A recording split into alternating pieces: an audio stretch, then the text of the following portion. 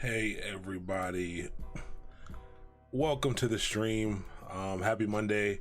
I've been pretty excited. I've been waiting for this for a long time, trying to get set up for this. It's exciting to see so many people in here already. Usually have to, the streams I did before this, I had to wait a little while for people to start joining, but I guess I've been surprised at the amount of sharing that's been going on. So thank you all who've been sharing this, letting people know about what I'm gonna be doing here. I'm pretty excited about it. But hey, Chris on Twitch, I appreciate that. Thanks for being here. Same thing to you. Was it F Hypoli? Thanks for hopping on the stream. I appreciate that. Let's see, something stop spending caps. Cool. Yeah.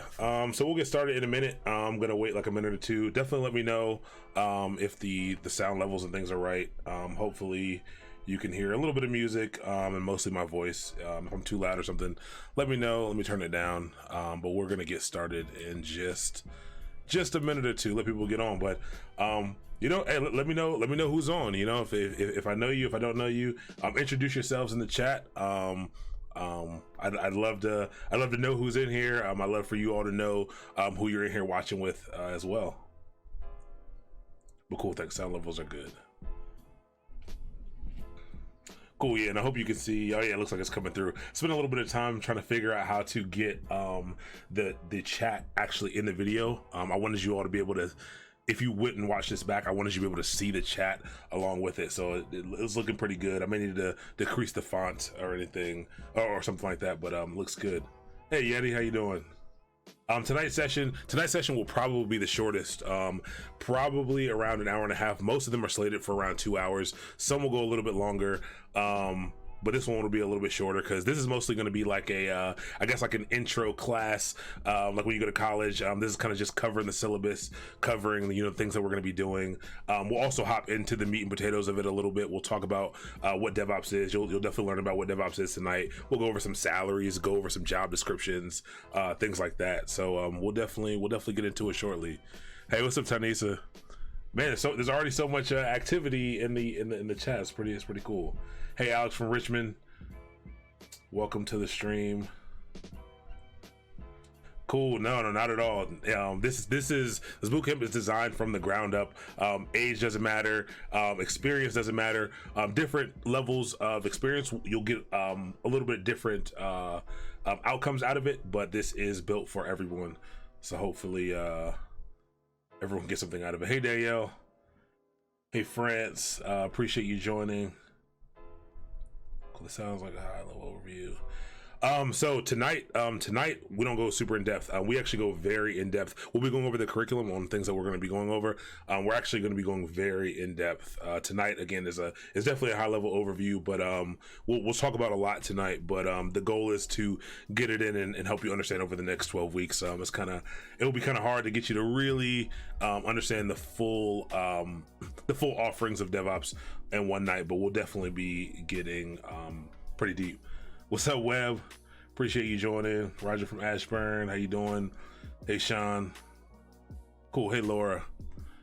All right, maybe give people 2 more minutes. We'll wait till 8:05. Everyone get comfortable, sit back, relax. Get yourself some food. Tonight, again, it's not going to be super intensive, but we are going to talk about a lot of different things. So feel free, to get ready. Sit back and get comfortable.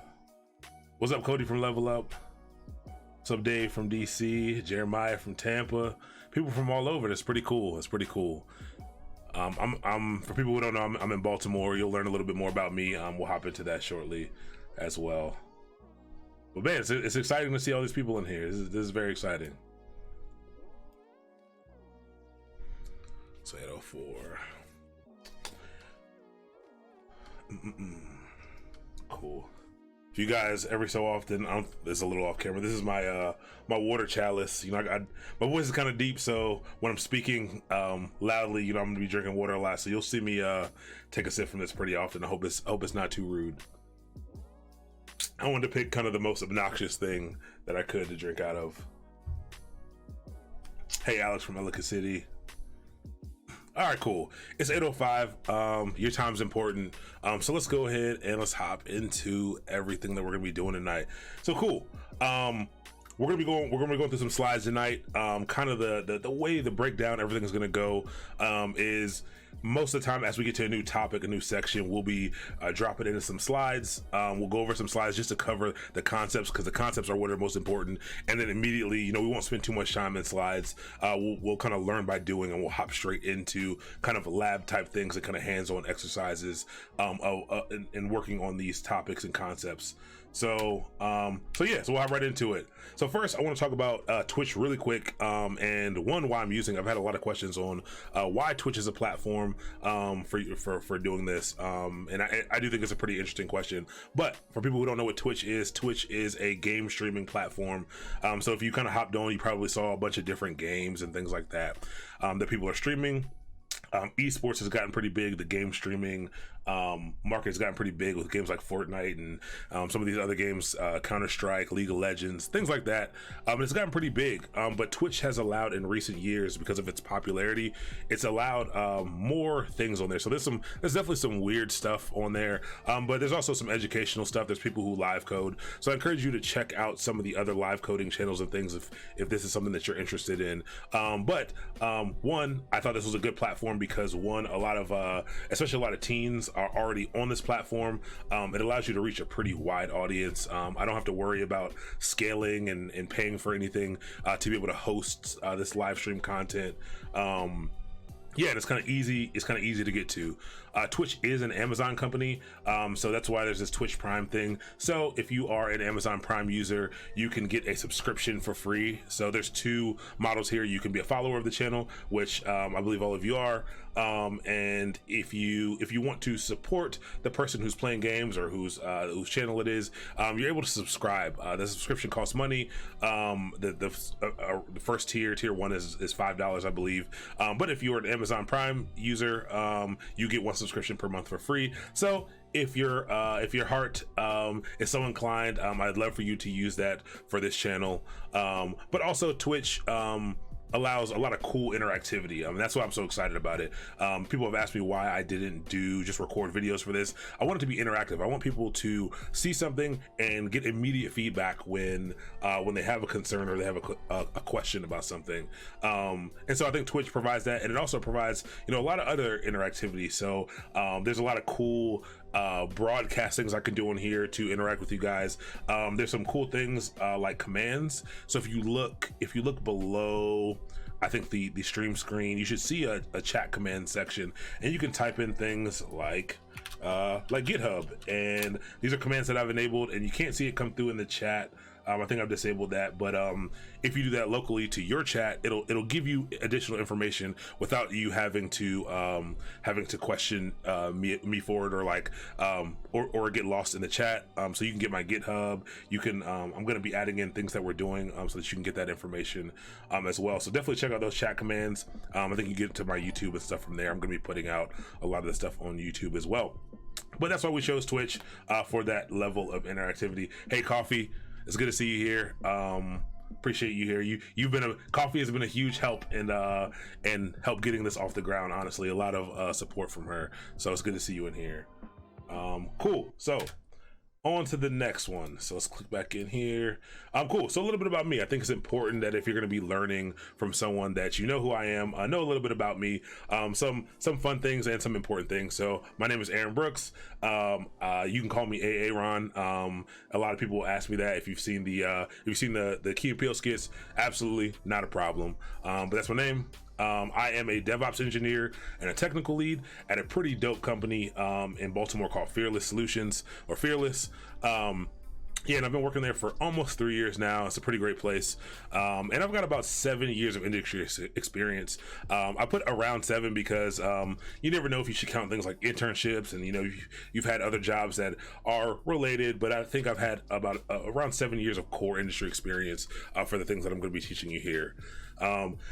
I know I look older, but I am a 90s baby. I was born in 1990. I think that is a very important piece of information because I like to use a lot of analogies as I'm teaching things. And some of those analogies will be from that time, you know, so if you're missing out on some things, feel free to ask me to expound on those things. But as you can see here, you know, I've got the original 3 starting Pokemon on the wall right behind me, you know, because that was a core part of my childhood. And I think that's important to let you know. I also love cars and motorsports. I like fast cars. I'm into more of performance rather than looks. Yeah, I like F1 racing, you know.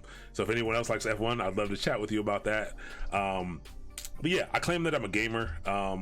I grew up gaming a lot. Now, you know, time, you know, gets away from you as you start to do more things. And the only game I play right now is Overwatch. So I don't know if I can really claim that I'm still a gamer, but I do claim that I'm a gamer. I will play other things. So if anyone else wants to hop into some games, you know, reach out to me. I'll find some time. We can play some games. I love watching movies. Movies are like my favorite thing. My wife and I go to the movies all the time. I think we're trying to get to the movies tomorrow. But I love movies. And my favorite genre is horror. But I'm not like some people. Like I genuinely get scared of horror movies. Yeah, they scare me, but I still love to go see them. So I know I talk to a lot of other horror movie aficionados, and they tell me how things aren't scary. I think they're all pretty scary. I think that's why I like to go watch them. And then I've got 3 things that I would consider preferences that I think are pretty important for you to know who I am. So I'm an Android and Spotify user over iOS and Apple Music. This is the one that people kind of gawk at the most, but I think Spotify is superior to Apple Music. Android and iOS to me at the current time, they're about on par. I'd have no problem switching to iOS, but I am currently an Android user.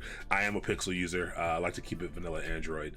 Pancakes over waffles all day. Like, there's no question about that. Waffles are great. I'm not opposed to waffles, but if I have the choice, pancakes.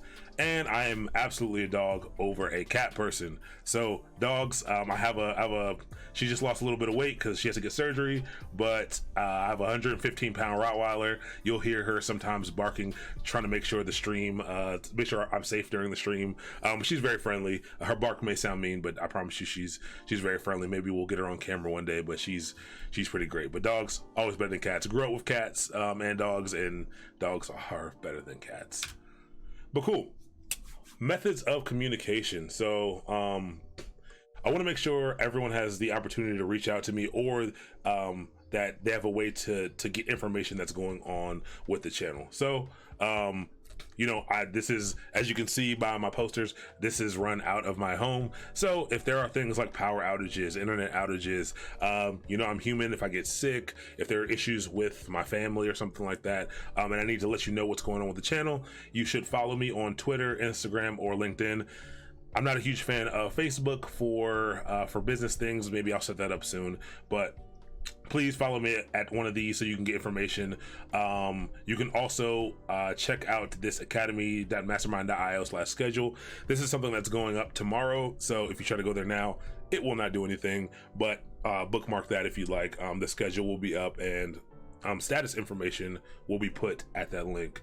Now it says if you are a subscriber, Slack. So there are a few perks you get on this bootcamp if you are a subscriber.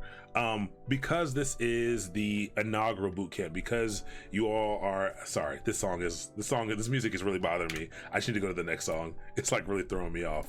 But because you guys are helping me out with kind of hopping out here with this, and you guys are going through the very first iteration with me with this, I'll be providing the Slack community for everyone, so that everyone can kind of join in and have these conversations, and kind of participate with each other, encourage each other, and things like that. And then the last thing is my email. Copy down my email. Feel free to email me. I'm going to do my best to get back to you within 24 hours. You know, people who know me know that I'm not always so good at that, but I will be making a focus on getting back to you within 24 hours as we do this here. So cool. So just make sure you're kind of plugged in so you can get information on the channel. All right, and these are the primary takeaways I want you to have here. And 1 second, let me turn this down a bit. Cool. Primary takeaways here are for this bootcamp particularly, I want you to come away with a strong understanding of what DevOps concepts and culture are. So we'll learn later, but DevOps is more than just a technical thing. It is a culture.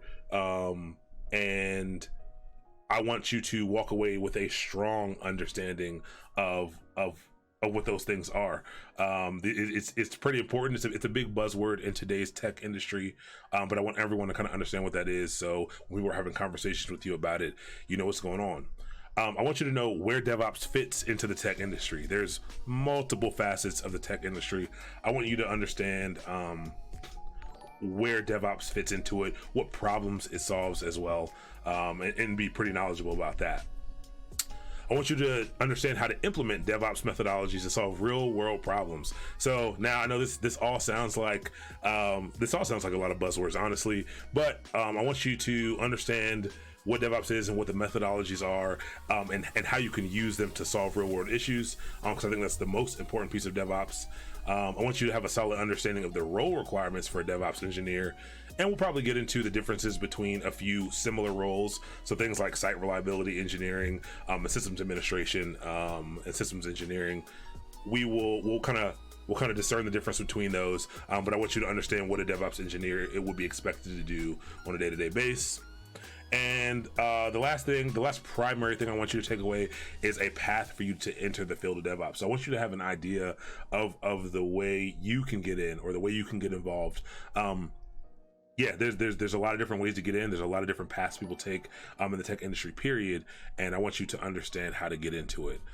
Secondary, I want you to have these are secondary to this DevOps bootcamp, but they're going to be secondary to all of the courses, all of the bootcamps, any future workshops or things we add to this.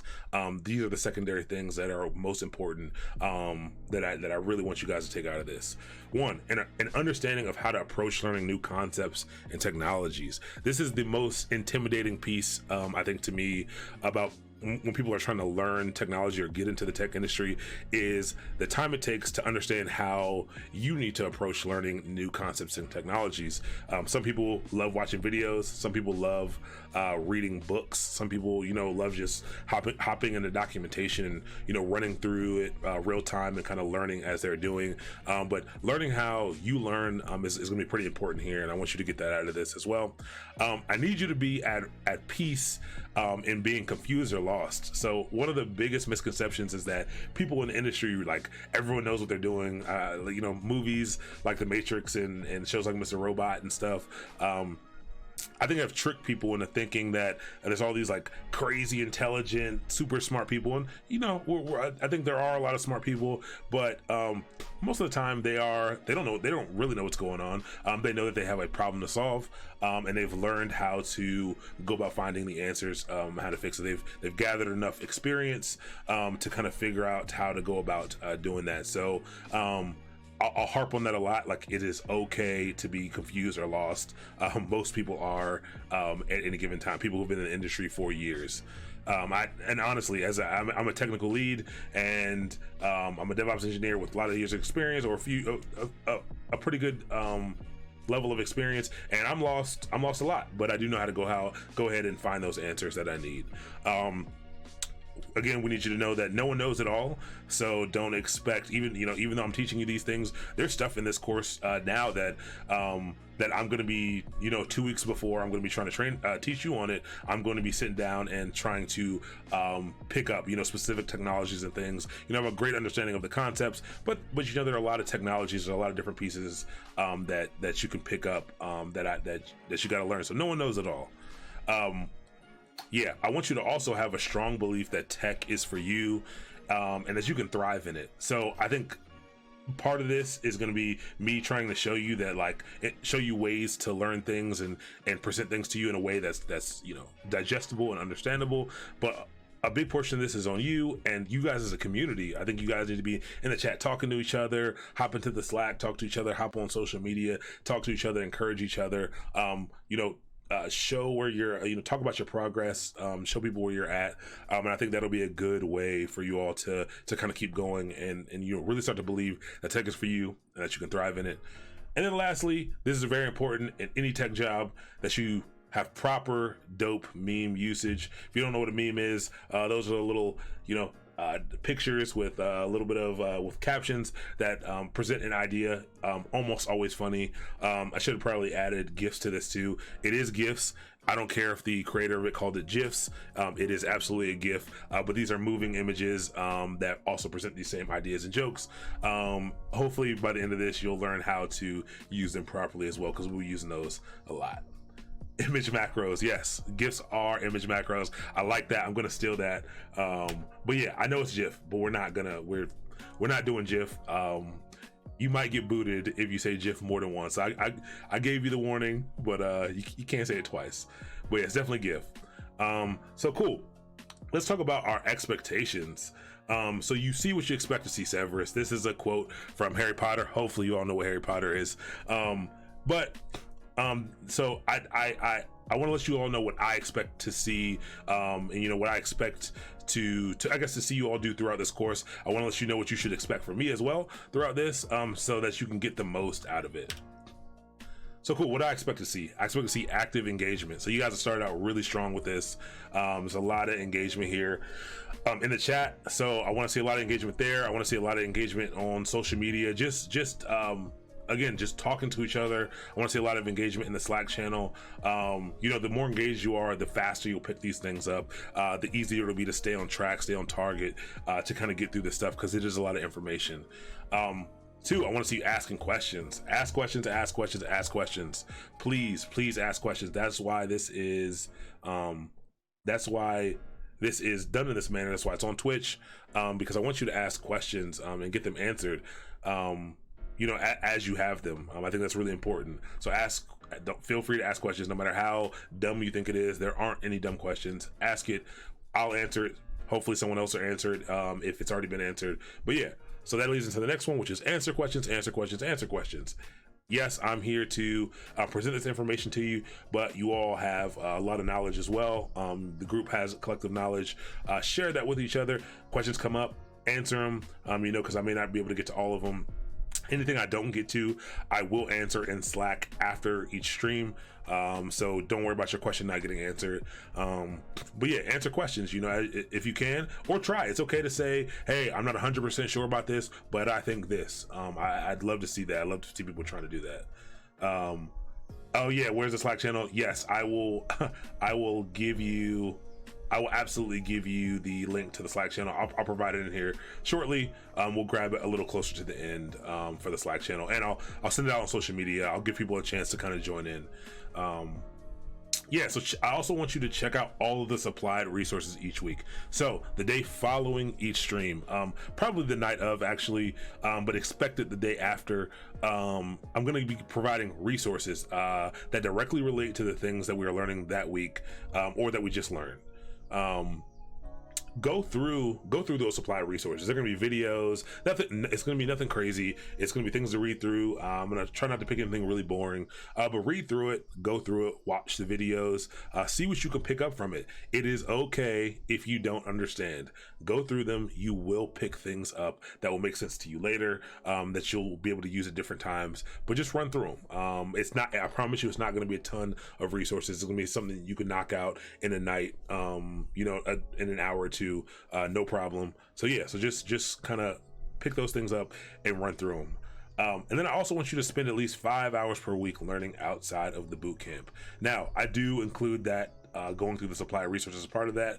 But yeah, if you can, that gives you 2 days off. If you do an hour per day, you get 2 whole days off. So during the week, just spend an hour learning something about what we've gone over. Watch a few videos on it. It's good to learn from more than one person. I may try to teach you something that doesn't quite click for you. You may watch a video from someone else who does a better job of teaching towards what you need to hear in a teaching style that you prefer, and you may get it instantly. So take what you learn here, build on it outside of this, and again, I'll provide even more resources after that, but I'll give you some required resources, and I'll give you some plenty of additional resources every single week. And then the last one would be affirmations of progress. So one of the biggest things people do with anything, that when they're trying to make progress in anything, is they don't take a step back and realize the progress that they've made. So if you've taken a look at the curriculum, there's tons of stuff on there. I'd recommend like making a list and maybe making three, I've seen this before, but 3 check boxes next to it. And, you know, as we get to each technology or each topic, once you've heard about it, once you've heard me bring it up once, and like, you may have no idea what it is, but like you've heard it be spoken about, maybe put a check. Like, all right, I know what this thing is. I know it exists. I know what GitHub is now. I never knew what it was before, but I know what it is now. Give it a little check in the first box. And then when we go over it, or if you read an article on it and like that tries to explain it, again, even if you don't fully grasp it, but you get like, now you know a lot more about it, give the next box a check saying, hey, like, now I know what it is. Now I have a general understanding of what it does. Give it another check. And then once you really have a good handling on that, give it the last box a check. But those check boxes will start to add up, and you'll start to realize how far you're really coming. You know, when you're trying to just look straight to the end and you're like, I'm not really making any progress, that's what makes it tough. Step back, figure out, you know, like, take a look at the things that you've learned since the beginning of this, and how far you've really come. And I think that'll be very important in you progressing farther than that. Another way you can do this, I'd like to see these affirmations of progress on social media. Give it a hashtag mastermind so I can kind of follow along. You know, I'd love to know what you guys are doing, what you guys are working on, what kind of progress you're making. I would really, really appreciate that. So cool. Let me see if there's any questions in the chat that I missed so far while we're going over that stuff. Yeah, Slack channel, we'll get to that. Is it DevOps, DevSecOps? Yes. We will absolutely talk about DevSecOps and all the other variations. They're all DevOps, and they're all words thrown on to kind of highlight things that you can throw into the process. So no big deal. We'll demystify some of that as well. Cool. Hey Terry, from Baltimore. Hey Dave from Baltimore. Awesome. Cool. So let's move on to the next thing. What are we? Half an hour in? Perfect. Right on pace. So let's hit up roadmap.sh really quick, and let's talk about the curriculum. So if you'd like, you can head over to roadmap.sh when you have some time. I think there's a few people who maintain this, but there are a few different roadmaps that they've created. One for front-end developer, one for a back-end developer, and one for DevOps. So this is what this course is. I guess loosely based around. The ordering is a lot different, but I do think the DevOps roadmap does a good job of, let's make this larger, of talking about the things that you need to do. And again, looking at this initially, it's overwhelming because they talk about a lot of technologies. I talk about a lot of different concepts here, and this one's actually shorter than the other ones, which is interesting. I think front-end developer has a lot more on it. Yeah, a whole lot more. But people find DevOps to be a little intimidating, and we'll talk about why that is as well. But we'll be loosely following some of the things. We'll be hitting a lot of the major stops here, which I think are important. We're not going to be learning all these technologies, but we'll be learning, again, this is heavily focused around the concepts. So focus on the concept, understanding the concept, rather than when you see me implement something. Don't worry about, you know, making sure you understand where to put the semicolons and things like that. That's not important. Those are things you can always Google. We need to understand the sections, like as a whole, the concepts, and what problems they solve are really the important piece. So I will be harping on that, but I just wanted you to be able to go find this if you want to look at it, to learn some other technologies you could hop into, you know, as we go through things. But cool, let's hop into the curriculum. So let's make this a little larger. So first stream, there's a 12-week course, as I said. 2 streams a week, mostly starting, we're going to be starting at 8 p.m. 8 p.m. and hopefully 8 to 10 is going to be the time frame. Some of them will end earlier than 10.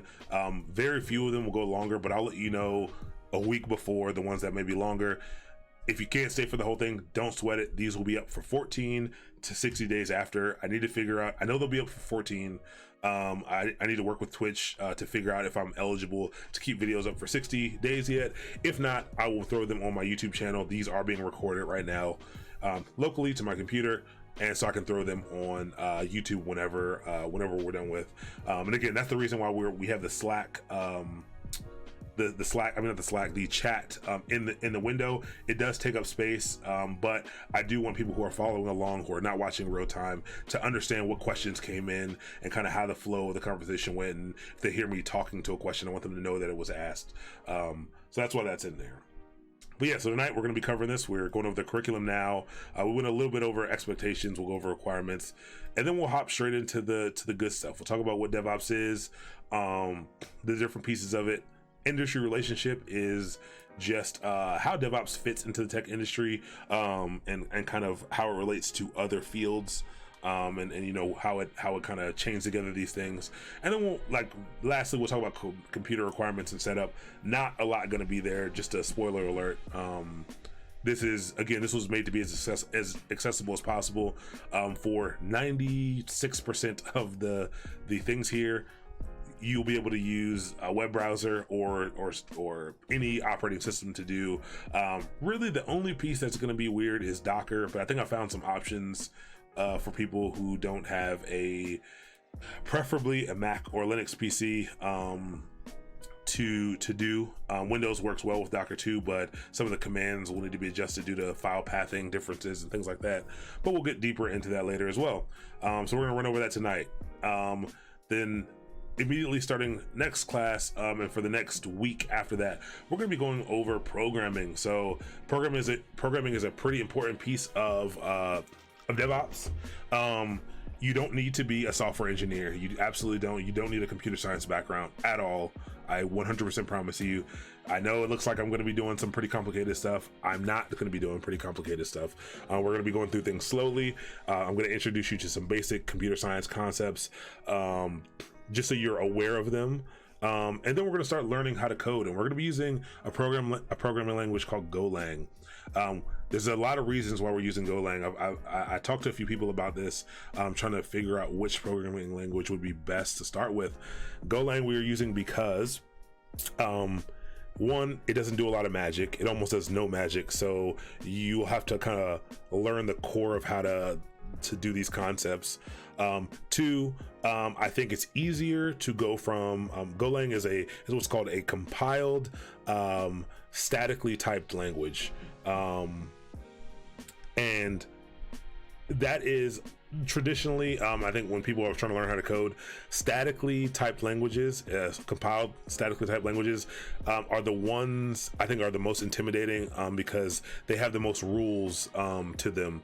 And I think learning those rules early is pretty important. But as you're learning how to code, you do not need to go with Golang. This is just the programming language we're going to use throughout this process. Another good one is Python. So I'll be doing some examples in Python as well, but we'll be running through Golang. So we'll start with some basics here, basics of computer science, basics of Golang, and then we'll get a little more advanced, and then we'll hop into some problem solving, so that you can use that. We're also doing programming first, because this is probably the easiest technology that you can kind of really learn on your own. There's so many resources out there to learn how to program, and you can practice problems. There's all kinds of things you can do to get good at programming. So we're going to start out with that so that you can, as you're spending that 5 hours a week, it's easy to spend, an hour a week doing that. And this is also the one that takes the longest to get good at, I think, is programming. But cool. Will we discuss Kubernetes? Absolutely. We will absolutely discuss Kubernetes. That'll be coming up. I'll show you that in the curriculum. Python, we will absolutely be doing some Python, but we're going to focus on a single language, which is going to be Golang again, because I think it has the most rules and things to teach you that'll make it easy for you to transition to another language afterwards. And sure, we can do some Node.js examples as well. We're going to be doing a lot of different language examples here in the first piece, so people can start to understand that although there are many programming languages, the concepts are very similar and they kind of span across all of them. After that, we're going to get into operating systems, concepts, and server management. This one is a big one. So up here, the word DevOps is kind of a hybrid between developer and operations. So developers, those are people who write, traditionally those are people who write, code for programs. And operations was traditionally the people who maintain the systems that this code ran on. And that's what we're going to hop straight into after the dev piece. We're going to hop right into the ops piece. So we're going to be learning Linux here, all about Linux. This is going to be a 4-parter. We're going to teach you kind of how to manage Linux, how to manage users, how to manage storage and memory and things like that. We'll be running through all that and how to really manage an operating system. We're talking about a lot of stuff there. That'll get pretty deep. So we'll have 2 pieces here, and then Labor Day. Completely understandable if people can't make it to the stream on Labor Day, but so that day we won't be learning a ton of new content. We'll be putting together a lot of the stuff that we've learned previous to this, both the coding section and the first 2 Linux pieces, and we'll be doing a lab. We'll be doing a lot of stuff. We'll be scripting in Bash and things like that, but don't worry about it if you can't make it to that. Again, you can always watch these afterwards, but that's when we'll do it. Will I have to do it in a Linux VM, or can I use the Linux box I already have? You can absolutely use the Linux box you already have.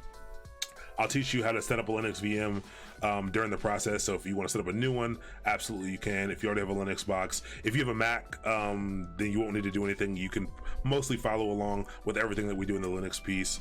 But if you do have a Windows machine, or a Chromebook or something, I'll give you some options on things you can do. There are various servers and things you can rent for free to kind of practice this stuff on. So don't sweat it. You'll have what you need for that. Then we'll hop into networking and security on the week of September 4th. We'll go over a lot of that stuff. We'll talk about the various protocols, the OSI model, things like that. This won't be This one will be interesting. I was debating on whether or not this should be 2 different streams or not, but I'm gonna try it in one stream. If it needs to get pushed back, we may be able to move some things around, but we'll go network and security, one stream for that. Then we'll learn about web servers and traffic management. So people write all this cool code, but how does it get served up to the users? How does it get out there? How do you manage, all that traffic? If you're Uber and you're getting, millions of requests a day, like how do you manage that? And how do you move that data around? And how do you, tell that traffic where to go? So we're going to talk about web servers and web traffic management. Then we're going to do another checkpoint lab on September 11th. This is going to be a lab, to kind of take a step back, stop, figure out what we've learned so far, and implement all of these things. See kind of some real world examples of how all of this fits together. So that'll be a pretty good lab. I'll probably release the lab on what it's going to be maybe 2 weeks before. Like a week before, so that you can kind of think about it. Maybe you want to mess around yourself. Maybe you have some ideas on how to solve some of the problems that we're going to set up for this. But we will be doing another lab that day. And really, we're going to be doing labs almost every stream. But these are going to be ones that are designed to use everything that we've used before this. Then we're into the next big one, understanding the cloud. So we're going to be using Amazon Web Services for this. Amazon Web Services is the largest cloud provider. Well, they have the biggest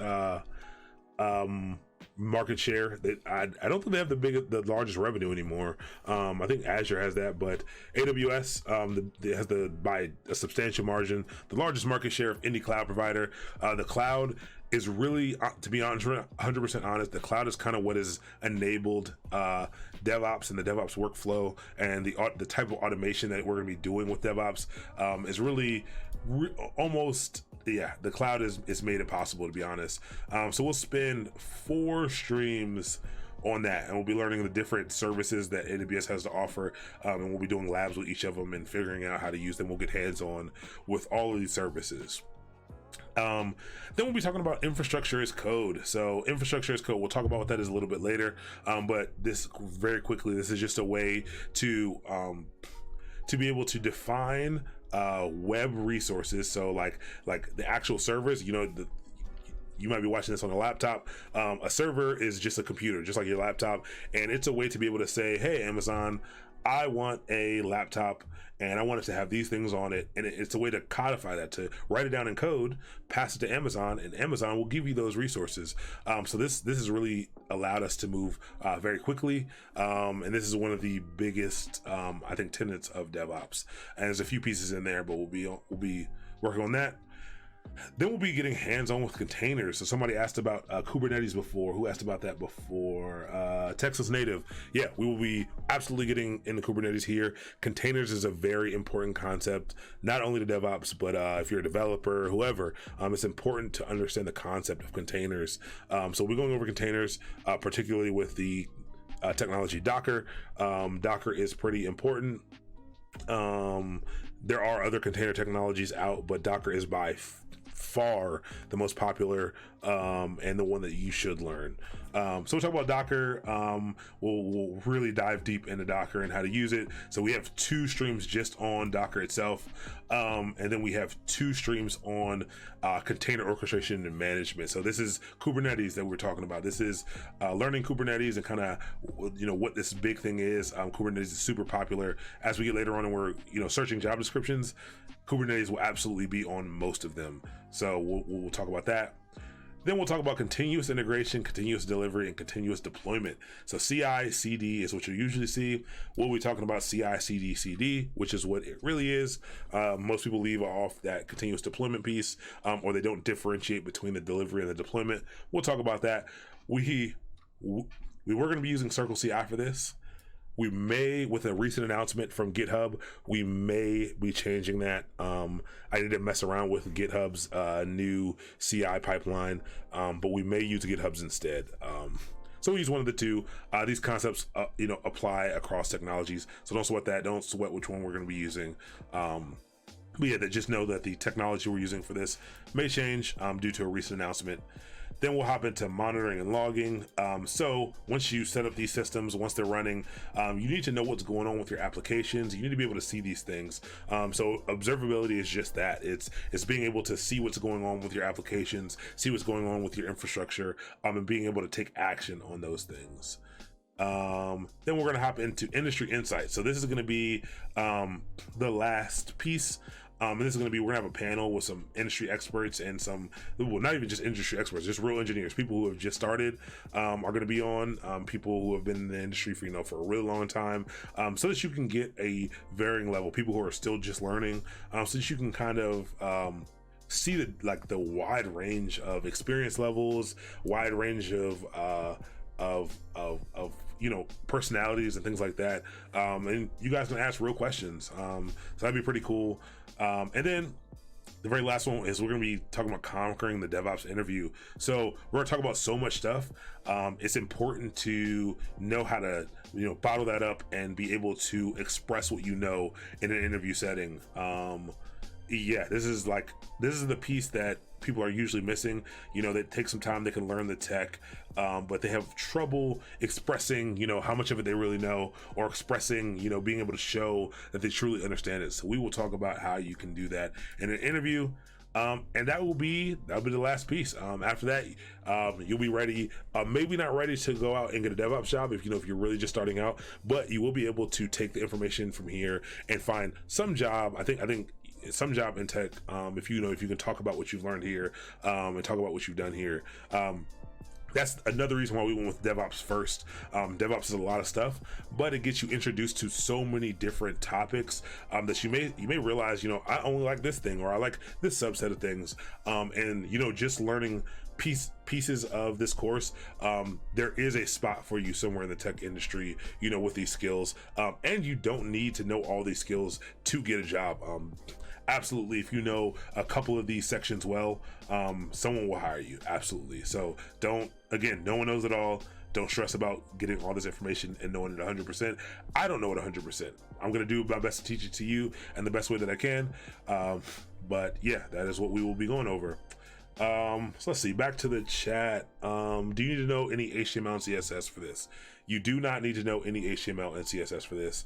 We won't be building, I don't think right now we'll be building any front ends for anything. And if we do, I'll probably provide it for you. But yeah, you don't need to know any HTML, CSS for this. Sounds like DevOps is a business model with various components. Absolutely. That's the first time I've heard it put that way. And we're about to hop into, we're gonna cool out for 30 seconds, slow it down for 30 seconds, but absolutely that is what DevOps is. It is a cultural thing as well as a technical thing, but the culture of it is mostly important. A business has to decide to do this in order to move more quickly. But yes, absolutely, that's what it is. And feel free, if anyone has any more questions right now, we'll take a few minutes just to answer some questions. We are 45 minutes in, perfect timing. Let me know if you guys have any questions. Heard hiring managers say if you remotely know 50% of the job requirements on this list. Absolutely. We're going to be going over job descriptions later. If you know 50%, absolutely apply. As someone who has been a part of the hiring process and the interviewing process, most people, like there's a lot of stuff here, and it's very difficult. A lot of this technology is also new. It's also relatively new technologies, and it is almost impossible to get people who know all the things that they put on there. They're going to throw out a bunch of technologies. Don't sweat that. If you can pick up on the concepts, or if you know equivalent technology. So we'll get to talk about things like I talked about. I think someone asked about Puppet, maybe. So Puppet is a configuration management platform, but there are a bunch of other ones. And so I may not know Puppet, but someone may ask for Chef or Ansible. And when I see that, I can say, cool. I know Puppet. I know they're not looking for Puppet, but I understand the concepts of configuration management, and I think it would be very simple for me to pick up a new tool. And you should absolutely apply for those jobs. Absolutely. There is a lot of material here. Yeah, we'll get through it though. Will the labs be in the homework format? How you measure progress to understand the material? Awesome. So, for people who are subscribed, an email will be going out shortly, tonight actually, about joining the Google Classroom that we have. So I have a Google Classroom set up where there are labs that we're gonna be doing on here, but there's gonna be ways you can get feedback from the labs that we do if you want to try them on your own in Google Classroom, as well as extra kind of practice problems and things that I think will be good to help you learn. And because you're in that Google Classroom, I'll be able to provide you feedback. So again, feel free to subscribe. If you subscribe, you get those perks, and that's how I'll help you figure out your progress as well. But also, again, we're not talking about thousands of people right now, so reach out to me on social media if you're having problems, if you're learning things, if you want some feedback on something you're working on. I'll do my best to get it to you. We do Ansible where I work. Use any configuration manager tool. I want to talk with them. Yeah. If anyone else has any experience, I've got some experience with Chef and Puppet as well. But yeah, if you want to have a conversation about that, we absolutely can. But if anyone else has some information, absolutely reach out. We'll have an AWS account be required. It won't be required, but it will be recommended. I'd like for you to do a lot of that stuff hands-on with me if possible. Amazon, the one thing that sucks about having an Amazon account is they require you to put in a credit card, even though everything that we're going to be doing labs with is all going to be free tier items, so it won't cost you anything. But they do make you put in a credit card, which is really annoying. Again, it's not required. I think I can give you some ways to kind of get around it, but yeah, it is highly recommended that you do get an AWS account once we get to that piece. Any Red Hat OpenShift? We could show not OpenShift. We won't be doing any OpenShift. Maybe we'll spin up some Red Hat servers, but we won't be using OpenShift.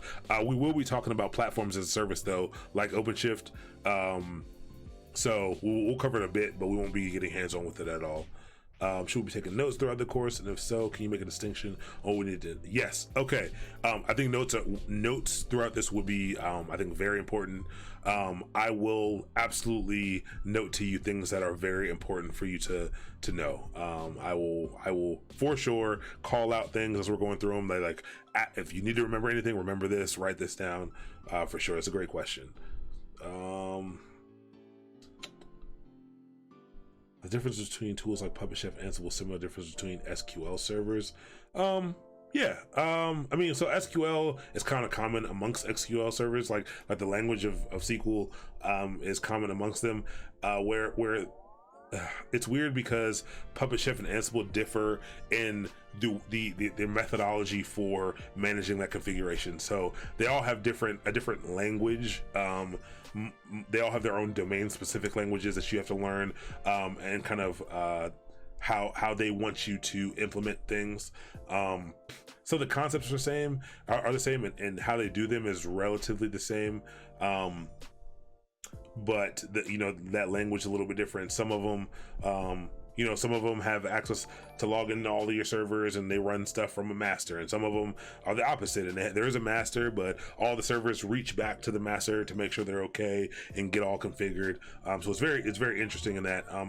Once you really understand one of them, those concepts apply across to all of them. They do them different ways. You'll have to learn a different way, the new method to write those things, but they are it is the knowledge is transferable in those. No idea what you're talking about, but I'm excited to learn. Absolutely. Again, we talked about it before. It is okay to be lost. 100% okay to be lost. One day you'll hear me talking about configuration management now, or continuous integration or something now, and then it may not make any sense to you now, but you'll hear it later in the video that you're watching, or you hear it later while someone's giving an example, and it'll just click. And that's really important. Like, pick up everything that you can, but don't sweat it if you don't truly understand it yet. That time will come. There's stuff I'm still picking up, so like don't sweat that. And can we subscribe with our Prime accounts? Absolutely. You can absolutely subscribe with your Prime account. If you click the subscription thing and try to subscribe, it'll try to push you towards Amazon Prime, and you kind of just log in and connect to your account. There's also, if you go to academy.mastermind.io, I think I think this will give you an example of how to link those two things. But cool.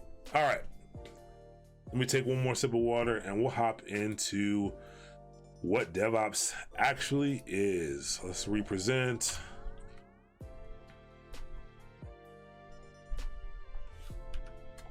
Cool. Yeah, we got through all the boring stuff.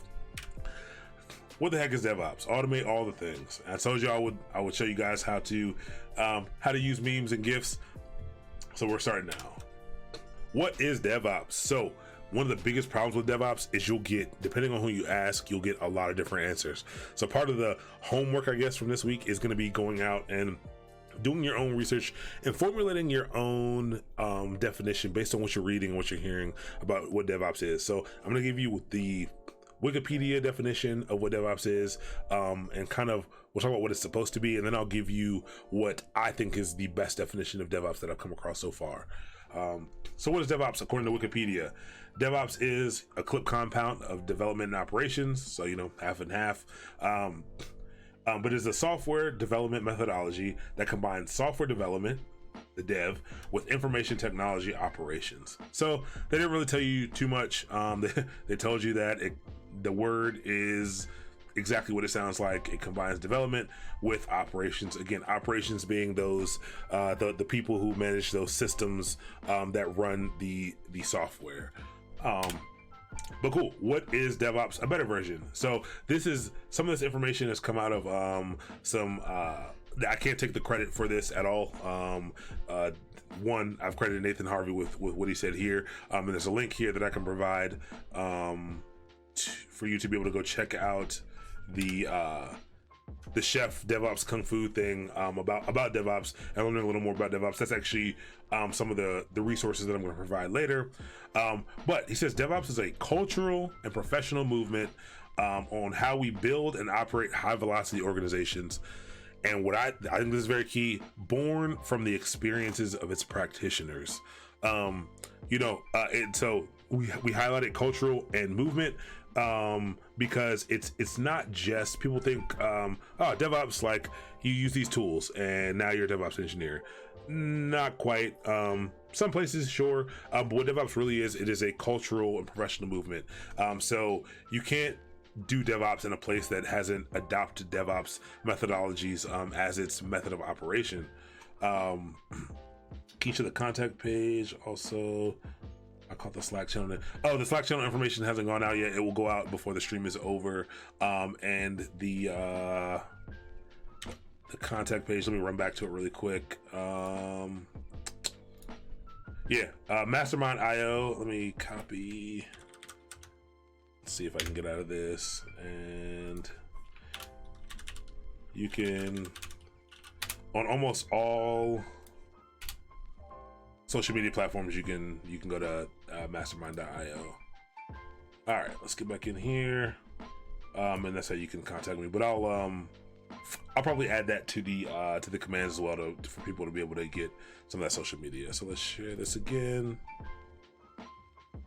But yeah, so it's pretty important. And so born from the experiences of its practitioners, this is the key reason why DevOps is so intimidating, I think, for a lot of people, and why the salaries are so high, and why people are expecting more and more out of DevOps engineers is because people are relying on your experiences to help guide this workflow and these pipelines and things.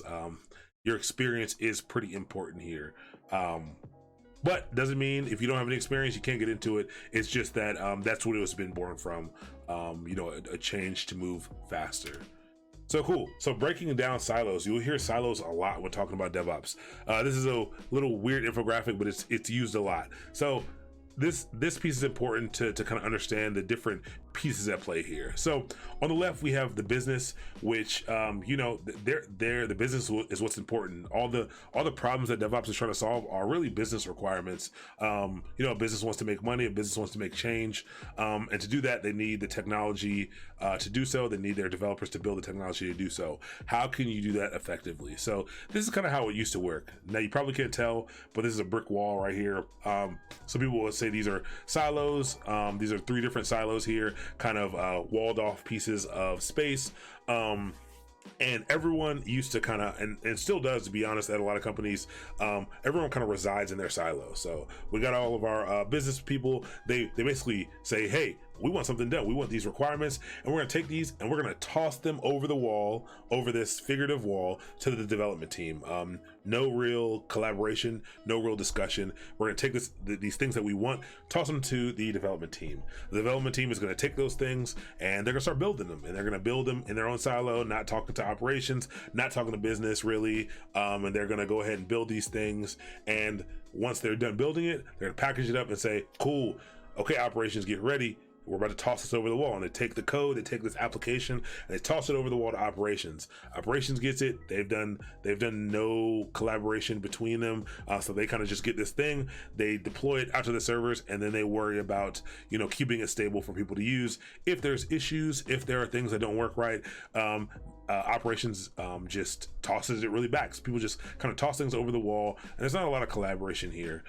So we'll talk about Agile a little bit, but Agile fixes this relationship between business and development, and DevOps is intended to fix this wall here between operations and development, to remove this wall right here and basically have development and operations speaking to each other, so that everyone kind of has a shared understanding of what's going on, and they also have ownership and accountability in that process, and it really provides for a much faster, much more reliable method of operation, especially when developing software. Cool. How can we support your channel? It works since it's free. So 2 ways you can support the channel. You can subscribe to the channel. Subscription to the channel is $5 a month, or if you have Amazon Prime, it's free. Or you can do it. I think there's a donate link below. You can also donate. I appreciate you thinking about that, but again, it's not required. You can just watch, no big deal. But subscribing does get you some extra perks for that. But cool. So issues with this old way. So this old way of doing things, here's why it's not good. So there'll be long release cycles in feedback cycles. So it will take a long time to get things, from the idea phase in companies to the build phase and then to the deploy phase. It'll take a real long time. And then if there were issues with any of those phases, that feedback cycle would be long. So it'd be a long time before you realize there were any issues, and things would have to get thrown back and forth over the wall until they were right. And that's time consuming.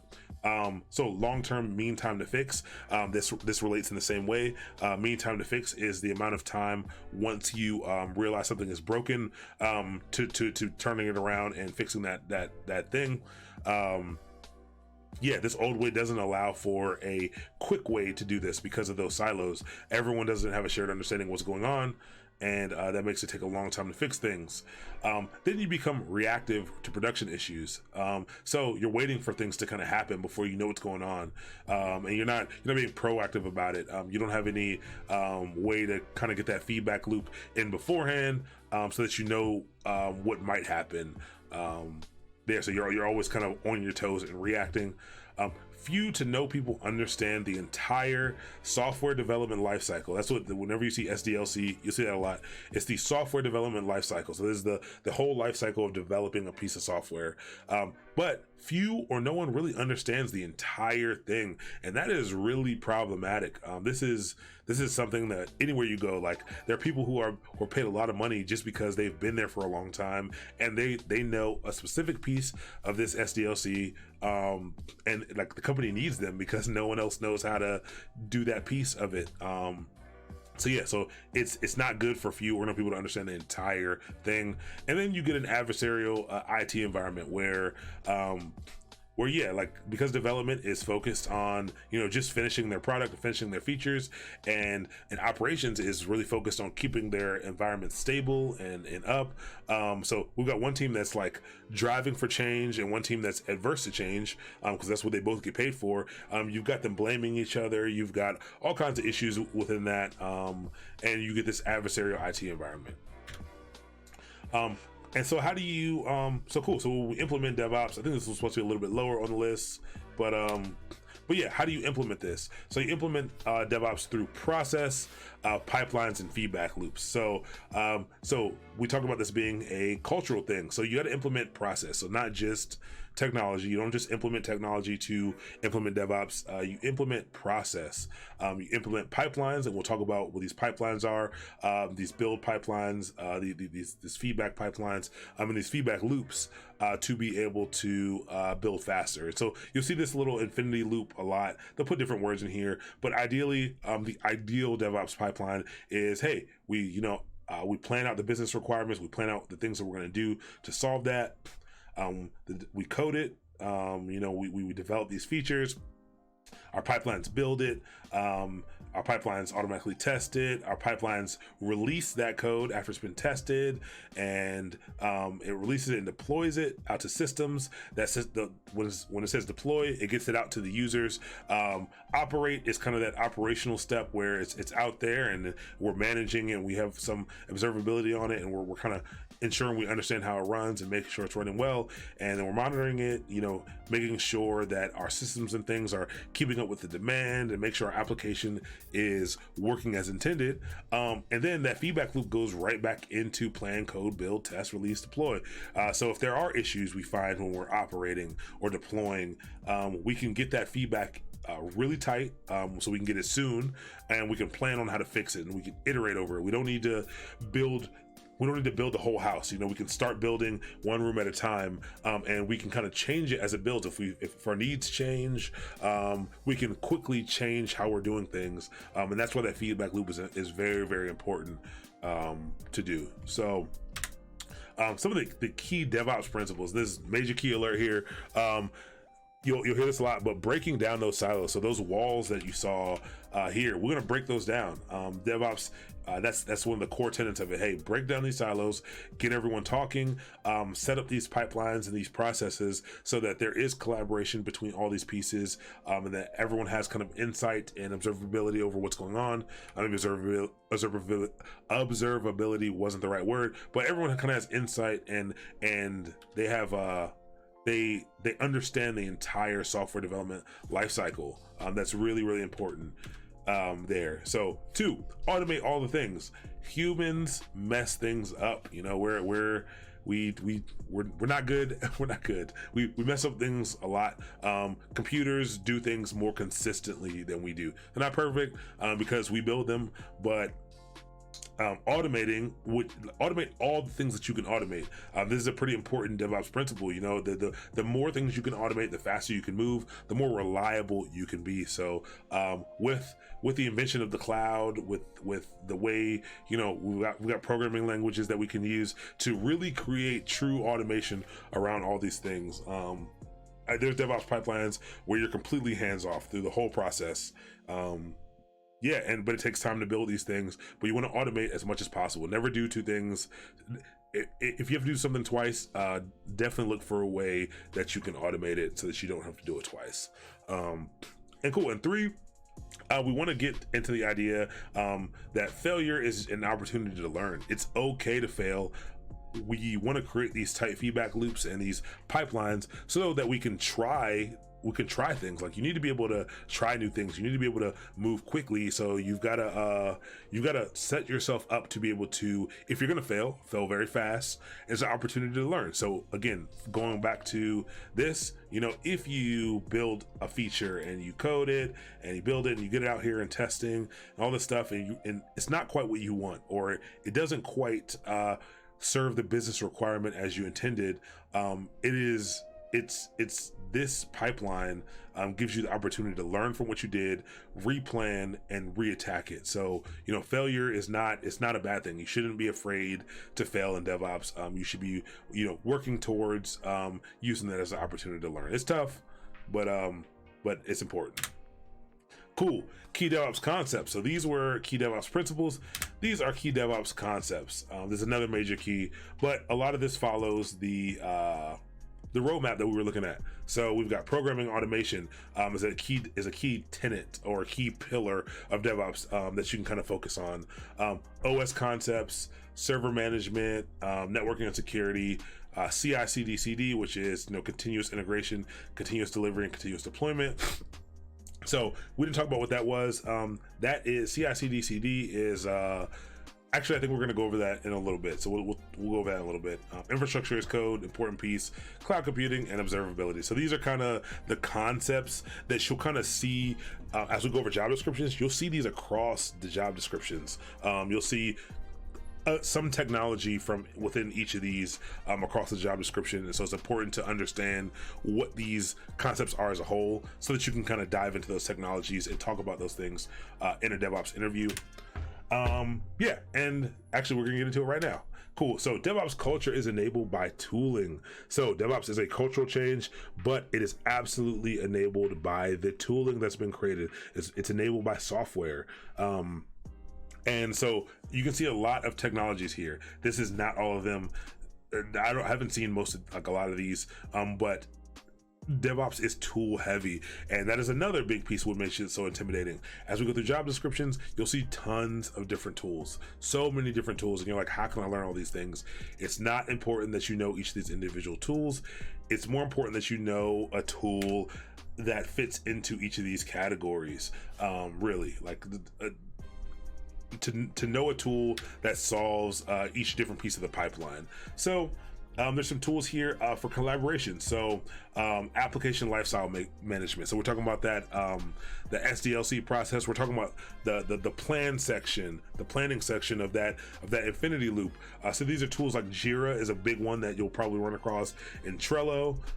Those are probably two big ones that are used in the workplace. And these are so that you can kind of so that you can plan for things and you can write user stories to know what you're going to work on, and it helps you monitor the progress of things and be able to collaborate. So like that's a big one that you might see. And there's Slack. We're gonna have a Slack channel for this entire bootcamp. But these are all tools you can use to solve a problem. So these are all tools that solve this collaboration problem. And so really quick, we will go over these really quick and show you a few tools that solve each of them. So programming automation, I'm not gonna go into I don't think I need to show you any websites for any of the programming languages out there, but there are tons. Like JavaScript is a very popular one, Python, Golang, Java, which is very different from JavaScript, Clojure, there's a Ruby, there's a ton of them. And each of them can be used to solve a lot of your problems. So I think it's important to learn one fairly well, and to understand how you can use coding and programming to solve a problem, as well as automate things, because that's what you're going to be using coding for here. You're not going to be building. I'll take that back. You might be building applications, but a lot of times in DevOps, you're going to be using programming to automate things and to solve problems. OS concepts. So it's important to learn. So I'm just going to Google Linux, and I'm going to Google Windows, and I'm going to Google Mac OS. And so OSs, these are operating systems. So the thing you see me running here, I'm actually running, this is actually a Linux virtual machine. I know it looks like Mac to you all, but it's actually a Linux virtual machine. But operating system being just that software that allows you to easily manage a system. The three biggest ones are Linux, Macintosh, or Mac OS, and Windows. So it's important to learn one. We're going to be learning Linux because a lot of people don't know this, but Linux runs a substantial part of the internet. I think last time I looked, it was something like 80% of the internet is run off of Linux. Windows kind of runs the substantial remainder of the market share there, and then some people use Mac servers for things, but Linux is by far the largest. You use Linux almost every day, I can guarantee it. Something you're on uses Linux every single day. But yeah, so what are cloud servers made of? Linux servers mostly. Absolutely. That's a good joke I've seen plenty of times. But yes, Linux, like the cloud is just a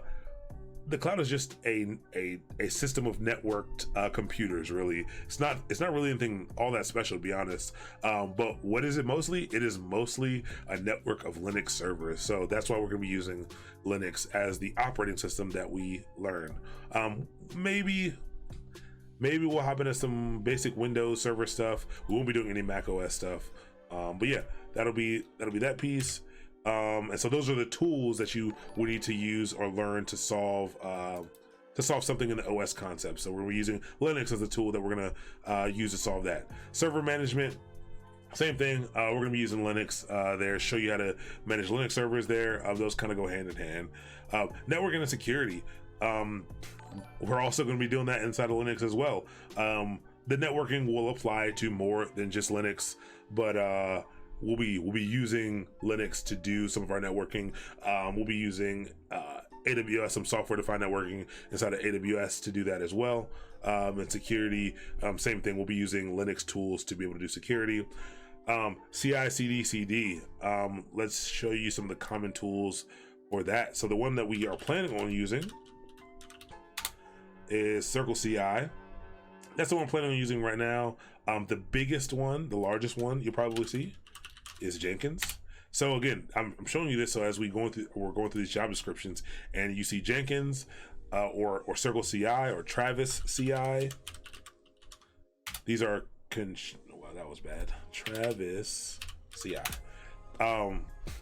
You'll know when you see those on job descriptions that these are CI/CD tools, and rather than a company wanting someone who knows Travis CI, they want someone who understands continuous integration and continuous delivery. They want someone who understands a continuous integration tool, a CI tool. So the more and more we expose you to tools, you'll start to make those connections when you're looking at job descriptions. But these are all tools that solve the same problem. Again, Jenkins is the biggest. You'll find this the most on job descriptions. I prefer Circle CI due to the easy use. Travis CI, same thing really. But now GitHub has recently released their own CI pipeline tooling, which is pretty great. Yeah, it was just released. No, wait, that's not it. maybe I'll find a better way to find it, but GitHub has now released their own their own CI platform. So we can, maybe we'll hop into that if I get to try it out some. We'll try to make that work. But if not, we'll be using Circle to do that.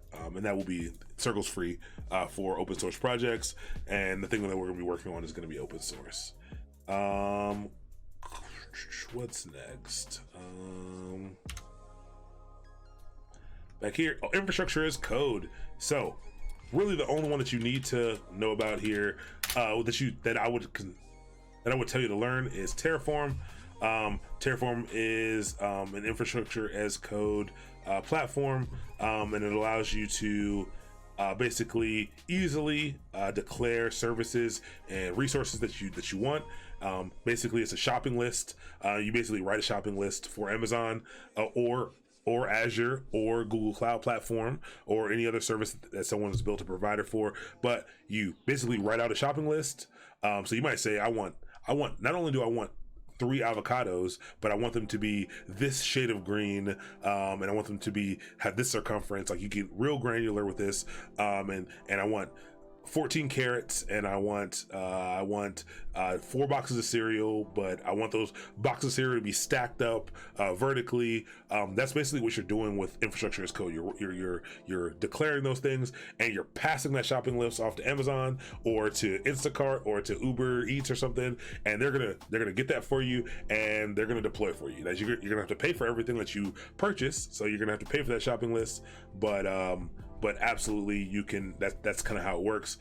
Absolutely, we will touch on CloudFormation. We'll touch on CloudFormation first, especially since we're working with Amazon. I want to push Terraform because Terraform, basically you can learn how to do things. You learn the style of Terraform in one way, and then you can kind of apply that to more providers than just AWS. CloudFormation is the shopping list basically just for AWS, so it only works for AWS resources, and it's a little jarring to both see and to write, but CloudFormation is the way that Amazon allows you to do this thing, to do infrastructure as code. We will be talking about both of these things, but we'll spend most of our time on Terraform. So that was a good question. And so again, these are the two tools. These are tools that solve our problem of infrastructure as code. And so that was provisioning infrastructure code. I break up into 3 pieces. Those 2 things are what I call provisioners. So they're the ones that give you the actual underlying web resources. So they give you a server, they give you storage space, they give you these underlying things. And then we have server configuration management. And so that's after you've spun up these resources, after you have yourself 10 servers, how do you set them up in a way that you want them set up? How do you get the applications that you want installed on them? How do you get the files that you want installed on them? How do you get the users that you want to be on them? And that is what server configuration management is. So we talked about provisioners, this infrastructure as code, but so are configuration management platforms. So these are things like Puppet, and Ansible, and Chef, and SaltStack. The ones, if you had to focus on one, I'd recommend you focus on Ansible. Ansible was, I think, purchased by Red Hat. I don't know if they created it. I think they purchased it. But Ansible is probably the one that I would recommend hopping into. Then Chef's cool. Chef is based in Ruby. I think Ansible is Ansible's Python. I'm not really sure. Puppet's pretty cool as well. And SaltStack, I've never used SaltStack. I think that's Python as well, I think.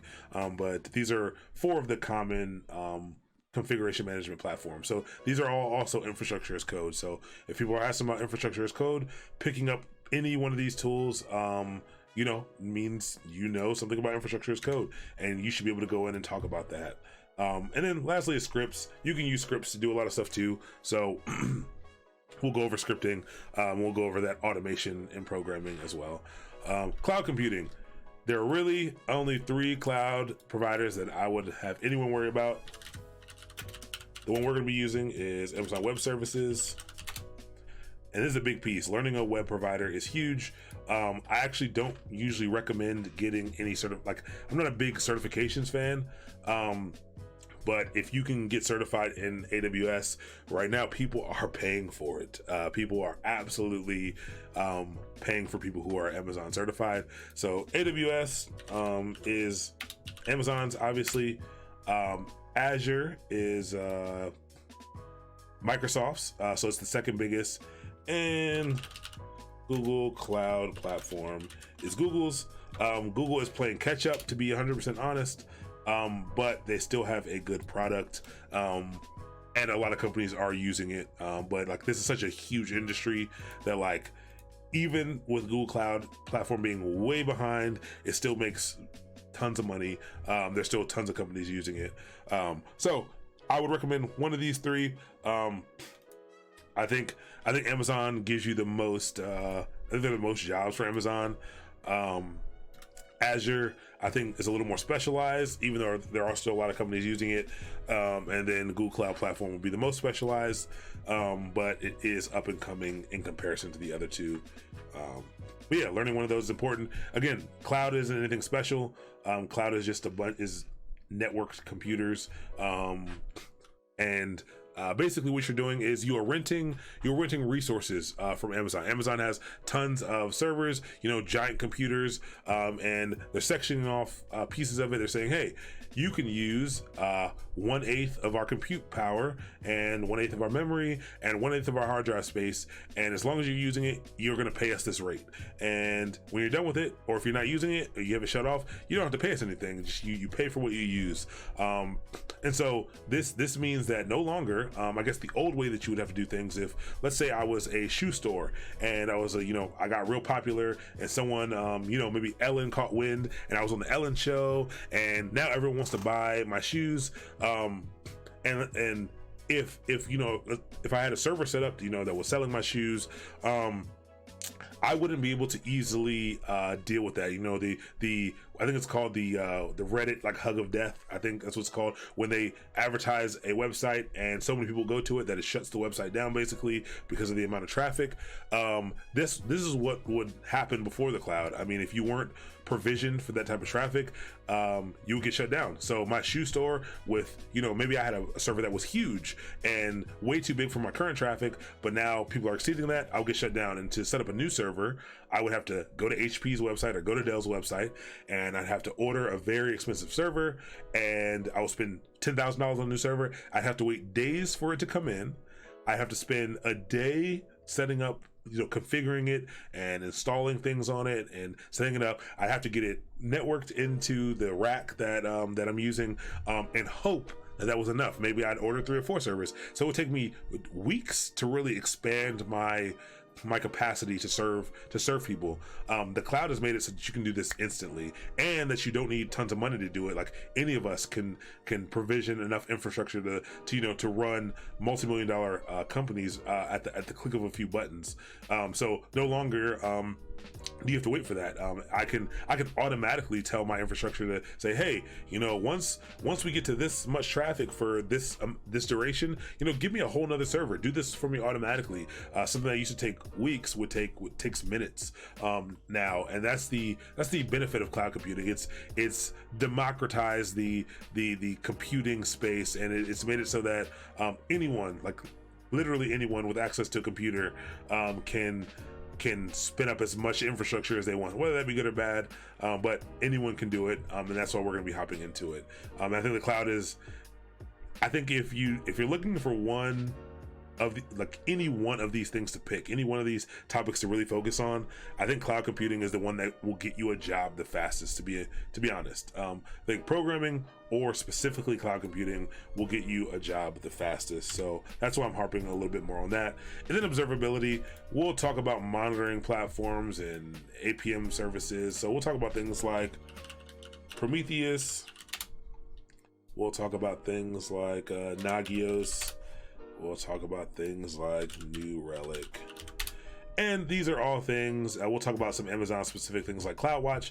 These are all things that allow you to know what's going on with your applications and with your web infrastructure. So there, it's metrics. It gives you some stats. It's like all the gauges in your car. You know, it's knowing, you know, that making sure your car's not overheating. It's making sure your infrastructure isn't overheating and that it can handle the demand, and that your traffic is not spiking, or that it is spiking, that your infrastructure is responding accordingly. That observability is important. Like, you really need to know what's going on with these things so that, one, you can properly serve your customers, but two, that you can make sure that the business stays up and is not overpaying for things. You know, because you could just throw the biggest service that you can get at it, and you may be heavily overpaying for these things. It may cost you tens of thousands of dollars a year extra.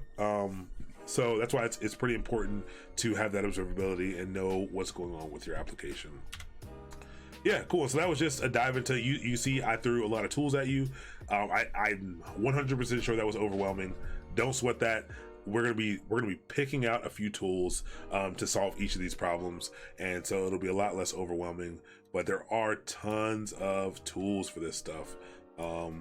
You saw this. There are tons of tools on this that solved. All these tools do the same thing to solve this problem, and all these tools do the same thing to solve this problem, and all these tools same thing to solve this problem. So tooling enables DevOps, but you only need to really understand the concept of each section and pick one tool to solve it. As an account manager for traditional data center manufacturing service, most of my clients are ditching us. Yeah, for the public cloud, and that's mostly because of again, ease and speed. So contrary to popular belief, the cloud is not cheaper in a lot of situations. It's not always cheaper. People like to say, "Oh, cloud's so cheap." It is cheap for you and I to kind of prototype things, and smaller companies to get things up and running. For larger companies who already have resources, it may not be a cheaper option. Now, it may be a better option for speed, and that's not speed in accessing websites and speed in apps. It is the speed in which you can move, the speed in which you can, you know, prototype different things and move things around. The cloud provides a lot of tooling for that. Cool. So now let's do the fun part. Like, let's look at some job descriptions and salaries. I mean, this is why we're learning about this. This is why we're here. You know, we'll talk about money. We'll talk about you know, what it is that you need to do, what it is that people want. And so let's take a look at something. We'll look right on. We'll head straight to both Indeed, and we'll also head to Glassdoor. Cool. So let's just do, I'm gonna remove this. I'm just gonna type in DevOps engineer. Yes, absolutely. This is recorded. It'll be up on Twitch for at least 14 days. And I will probably throw it up on YouTube. It is being recorded now, so that you can watch it whenever you want to watch it. But cool. So we'll just look for DevOps engineers, and we've got some salary estimates here.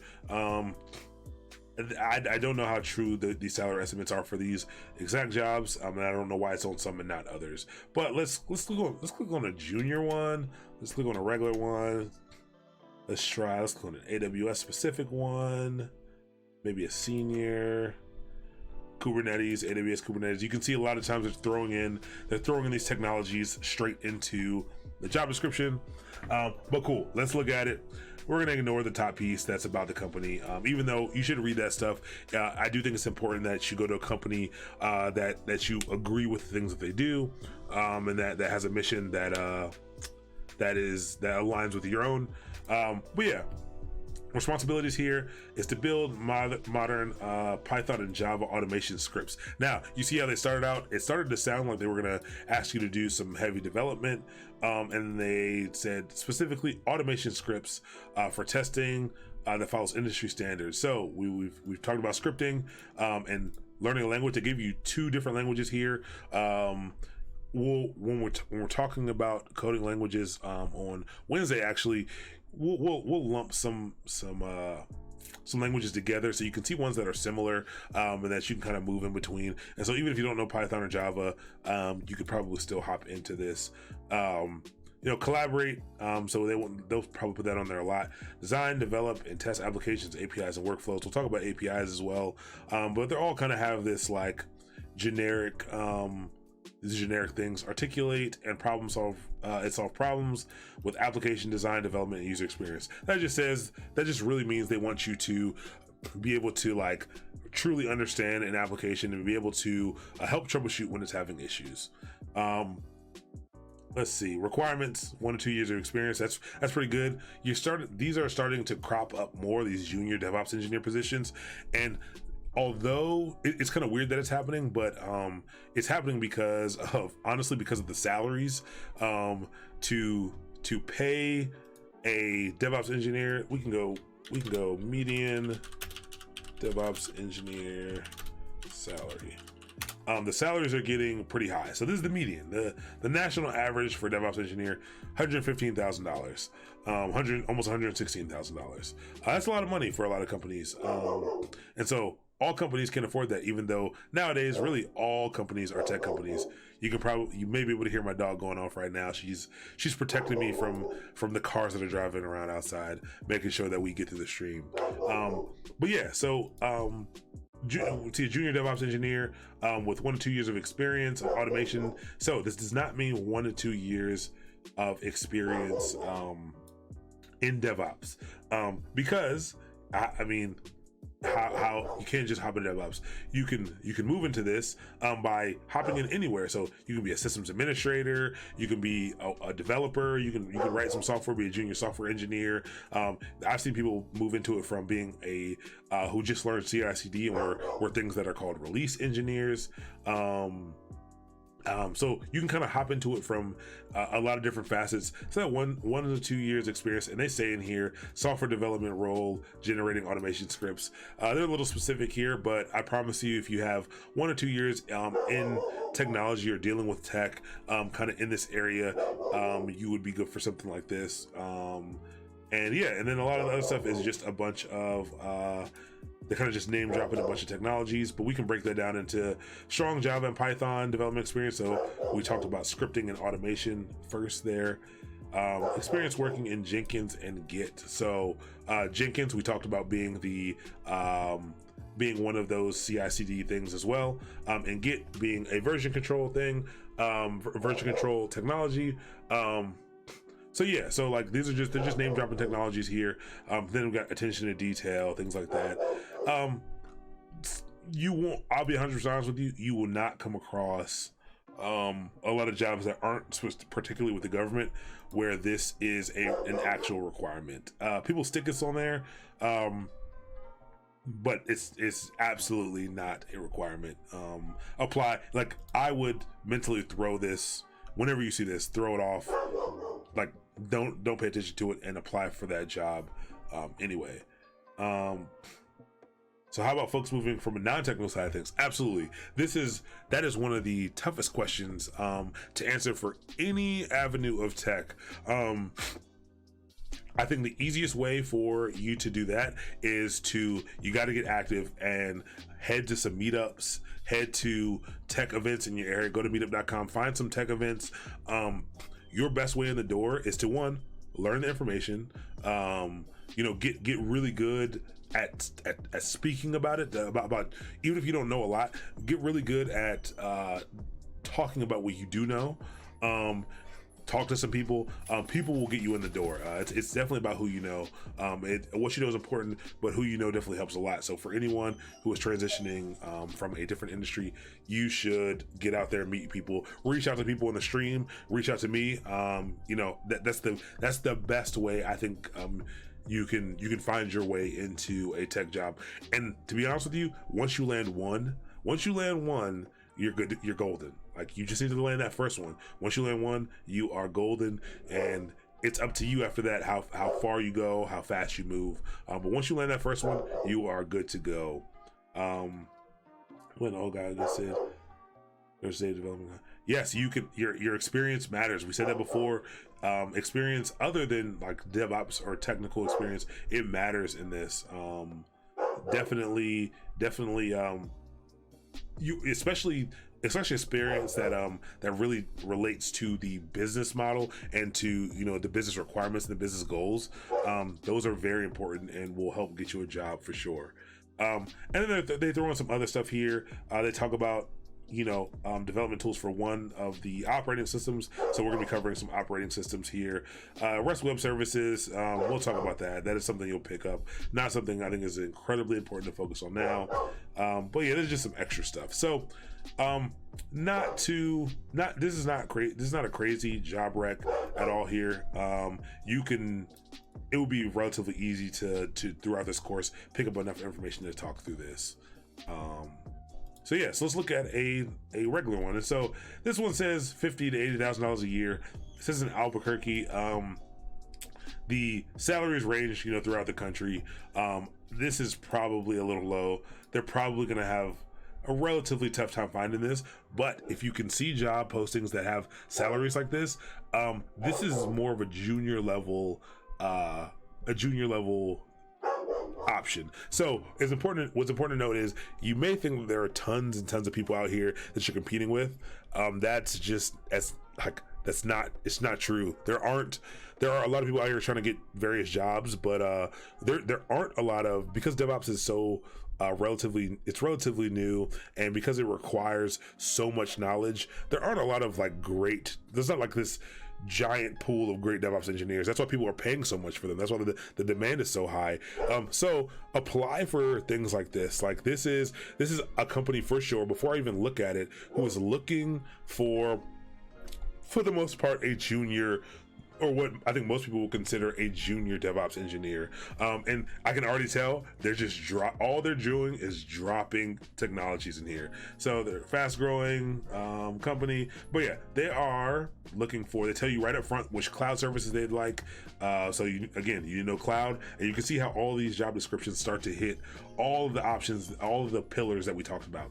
Setting up new infrastructure for projects, typically Docker. So we talked about container technology with Kubernetes. We're going to be going over both Docker and Kubernetes here. CI/CD, where we've talked about that plenty of times. We're going to be going over CI/CD. And they're talking about Go. We're going to be going over Golang specifically, Go CD or Cloud Build. Google App Engine. This is Google's. This is one of Google's cloud platforms tools. Firebase Cloud Functions. This is something in Google as well. Various databases. We will talk about databases in the Linux section. We will be going over some SQL, but we won't dive that deep into databases. We'll also talk about databases in the cloud section as well. Assisting developers, on call. A lot of these you'll be on call, not all of them.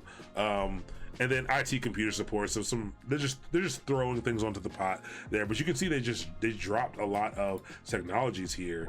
Most of them be Agile, Scrum, and you can see here they're just doing it again. They're dropping web servers, and they're just dropping technologies, and that can be very overwhelming. But once we get through this and the problem they're going to solve, you can decipher these real quick. And so they're saying experience 2 years, which is required. They're desired experience is actually just 1 year plus, and then they say again it's 2 years here. And so this is how most of these job descriptions are kind of canned job descriptions. Apply for all of these. Apply for all of them, because you will be going up against people who are industry professionals. So I have around 7 years of experience, or what I think is pertinent DevOps experience. You may be going up against me. I may not see this, and I may apply for this job, and yeah, they may love me, they may interview with me, but I'll be 100% honest with you, I wouldn't take this offer. I would not take that offer. So companies will start to have to hire people who fit more in the line of what they're offering and what they're requiring. So it's okay if there are people who you're competing with who are amazing. They have their pick of jobs. They have there's a lot of places that will be looking to hire them as well. They have options, and even if they're in the same pool as you, that position may not be the right one for them. So that pool ends up getting to be a lot smaller with those people you're competing against. And again, I've helped interview people for positions, and we've come across people who had 20 years of experience who where, you know, if you have 20 years experience and you want $200,000 a year and you're not a super expert, we would much rather take, you know, someone who's has a year of some type of tech experience, who's hungry, who we can pay $50,000 or $60,000. There are a lot of companies looking for that, who want that drive, who want that the go-getter, who doesn't think they know it all, who they can kind of train up to do the things that they need to do. So take a look at all the things on here. Look for discrepancies, like both this and this doesn't make any sense. But yeah, take a look at things like that. That was probably just posted by a recruiter who just kind of threw some stuff up. Now, this one is an AWS specific one, and I can already see here they have tons of AWS specific services in here. So all this this looks complicated to you. Once we get into the AWS section, you're gonna be like, oh, like they're just name dropping AWS services. This isn't complicated. You know, these various services, once you understand how AWS services works, how they work, it's easy to pick up new ones. So even if you don't know all these services, but you know a few, still apply, you can very quickly be able to pick up and talk about these services. So save the job descriptions that you're applying to. Make sure the things that you don't know about, watch a quick YouTube video on them. You don't need to know in depth how things work, but know what S3 does. Know what RDS is and does. Maybe you've never set one up, no biggie. Be able to speak about it. That's the most important thing. We've got Docker on here, and you can see there's a lot of the same stuff. Linux administration, we're gonna be running over that. CI/CD tools such as Jenkins. I told you Jenkins was the biggest one. We'll see Jenkins the most. Let me make this a little bigger. Yeah, Docker, we're talking about Docker. CloudFormation, we talked about that being a provisioner along with Terraform. So even if you know Terraform, it says CloudFormation, you know, still go ahead and apply for those things. Just understand what problem this solves. We've got a bunch of web servers here, Nginx and Apache and protocols and Git, and everyone is just this is just buzzword stew that people are throwing down on here. And the more and more you look at, the easier you'll be able to really decipher. And this is actually a pretty short job description with just basically AWS stuff for this AWS engineer. And so you can see how this one differs from the junior or the generic one. Let's see here.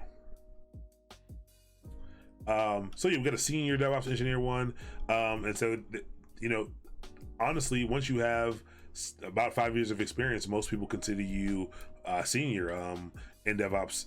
And so this one is probably, so they talk about site reliability engineering. Now, there's a lot, I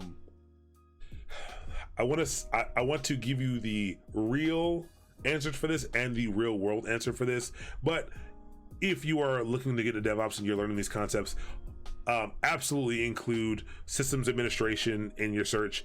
Also include site reliability engineering in your search. A lot of companies don't properly know how to distinguish between these job titles, and the roles overlap heavily even when they do. Site reliability engineering is something that was coined by Google. There's a good book on it. It's a free book somewhere online. I can provide that as one of the resources. But what this is generally is this is systems. This is making reliable systems at scale, basically, and that's generally something that DevOps people do on most jobs. So a lot of those functions will overlap. So look for site reliability engineer positions, which I think might pay a little bit more, to be 100% honest. And look at systems administrator and systems engineering positions as well. But you can see how this is the same stuff, though. This is the same CI/CD pipelines, Jenkins, or any other tool. See, this is actually a pretty good thing, because they understand, like, hey, we don't need you to know Jenkins, we need you to understand what Jenkins does. And yeah, and good experience using Ansible for configuration and deployment. So these are all tools that we've already talked about, and most places use these common tools. Yeah, and we're gonna talk about these protocols and these operating systems.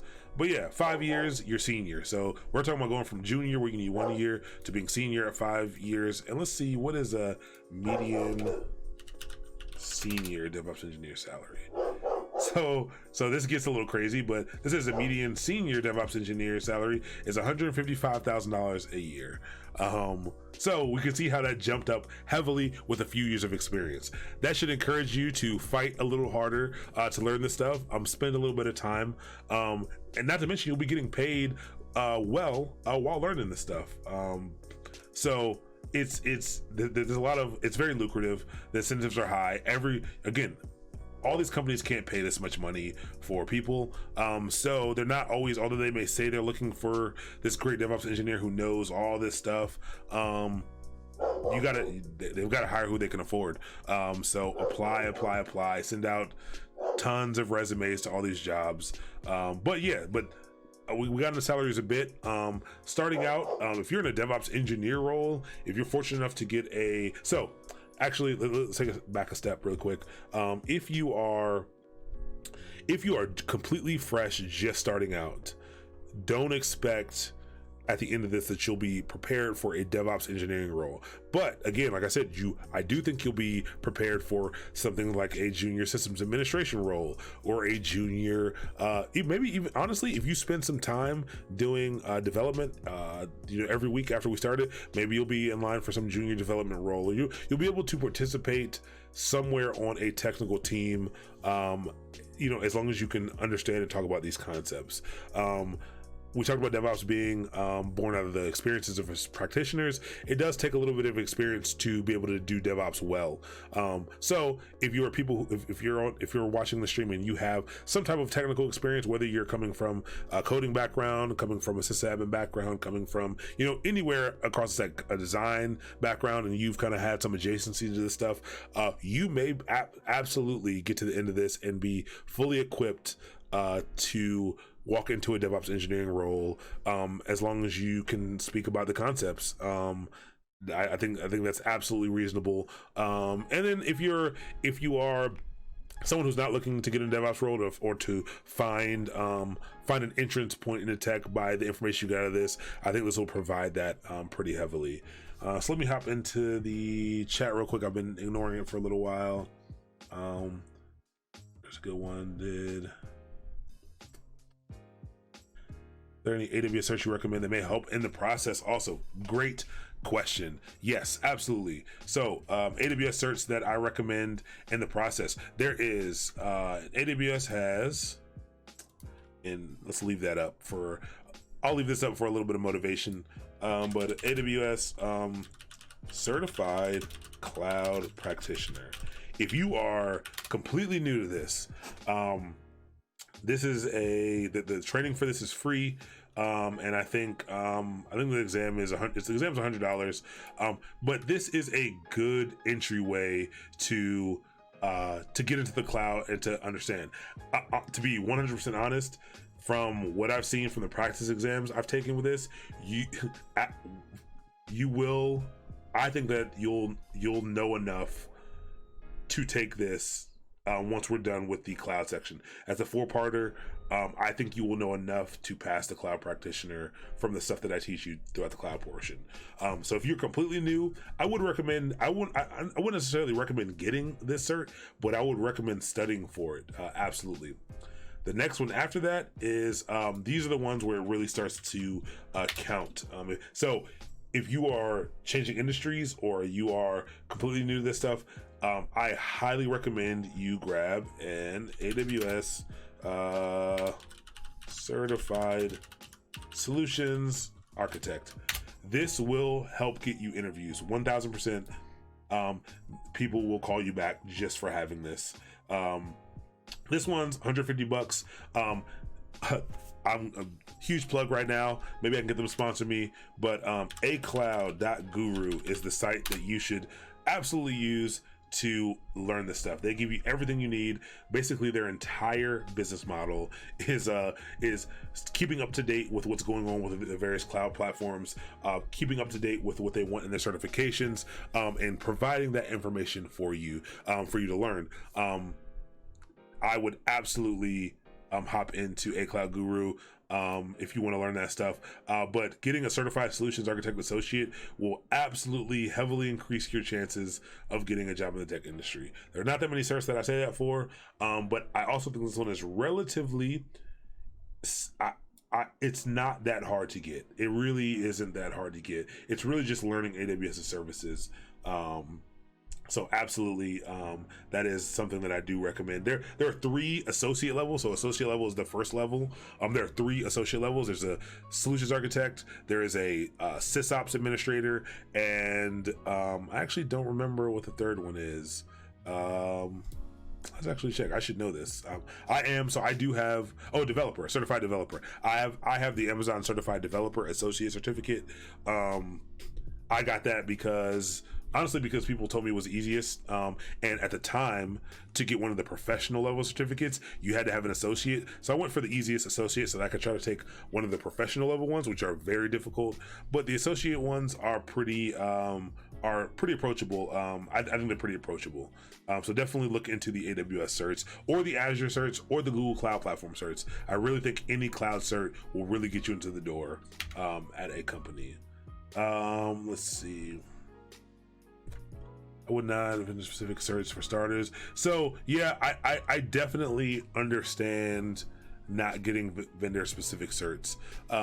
But specifically for DevOps, there aren't a lot of general certs you can get that people care about. Like I don't think anyone who's hiring for DevOps cares that you have LPIC, I think that's what it's called, or LPCI cert that ensures you know Linux, or that you have a Red Hat certificate, or that you have a Windows certified like administrator certificate. I don't see much demand for that, or people who really care about that. The cloud certs, I think because the cloud is so tied to a company's business model, I think they care a lot about that stuff. And as for AWS certs, they get you companies who are Amazon partners. They get you specific perks. They're actually valuable to the company. So that's I really don't recommend certs very often, but I would recommend a cloud certificate. Oh yeah, it looks like someone pasted that in there. SREs are mostly pretty experienced people, tough. Yeah, SREs generally have a little bit more experience. Have you talked about how to make a resume beat the auto scanner? Great question about making the resume beat the auto scanner. Actually, my advice for that will be to include all the buzzwords that you're familiar with. Include them in there. As you pick up CI/CD and pick up those tools, add them in there. Throw all those buzzwords on there. Throw the different programming languages. Throw the different cloud. Throw the different tools in AWS. Throw the different tools that are in Google Cloud Platform. People are doing scans for these keywords all day. People will find you, and then so beating the auto scanner at it's hard to beat that auto scanner at larger companies who are filtering out resumes for certain things. That's tough. I think if you don't have all the experience and things that you need, that can be really tough to get around. I think your best bet is to step down from the really large companies like Facebook and Google and all them, and go to someone someone who's big into DevOps and has a big tech engineering unit is man, my mind just went blank. Is Capital One. There are a lot of larger companies who are willing to take a chance on you, but that aren't crazy big tech companies. Stay away from Silicon Valley if you're starting out. But also look at small companies. Smaller companies are absolutely in need, and those people are willing to take a chance on you as well. So yeah, that's a little tough, but I would throw in all the information that you really know. Throw it on there, and I think you'll do just fine. Let's see. Okay, cool. We got someone looking for a job. If anyone's looking for a job, definitely DN Dr. Ryan Spinners. That's dope. I like that. I'd say that's the kind of interaction I'm talking about. Yeah. So watch my Twitch channel. Cool. Oh, how about Linux Academy? Someone asked about Linux Academy. Linux Academy is dope. I love Linux Academy. Linux Academy is actually responsible for getting me my first official DevOps position. That's where I went to learn, configuration management. That blew my mind because I come from a traditional systems administrator background. So it was very interesting moving into the world of DevOps and automation and seeing how you no longer had to log into 20 servers to make changes. You could write the changes out once and deploy them to 20 servers, which is really cool. But Linux Academy has much more. I don't think Linux Academy is the place to go if you're trying to get a cert. Well, I take that back. I just think for particularly the cloud certs, a Cloud Guru does a much better job. But Linux Academy has many more things. Linux Academy has containers. They have all kinds of stuff on there that will help you in your journey. So absolutely grab a Linux Academy subscription if you are able to. Java, decent front end. A Cloud Guru is excellent. Check out the website on my Twitch profile banner. Yeah. It should let you share websites if you have good websites. I think Nightbot will allow it. If not, I'll change those settings. But if you have good websites, you can paste them right in here. Kubernetes admin. You still have to learn how to log into that one server before you can control a few things. Absolutely. You for sure have to learn how to log into a server before you can control a few thousand. You 1000% need to learn the concepts from the ground up for you to be able to effectively do them with all the cool tools. So like we'll be covering all that. I think you'll be able to understand how these cool tools solve problems, because we'll be doing them the old way first. They're doing them we'll do them the old way first, and then we'll use the updated tools and these cool tools to show how you can automate these things in a better way. Cool. But I think that is. Let me click back in. I think that might be it for tonight. What was the last thing? Yeah, last slide. That was the very last slide. So yeah, any questions, go ahead and ask them, but not sure if you answered this already. But solutions versus dev cert or both. The solutions architect, I think holds the most weight right now. The development cert, if you're a developer, I think it's good.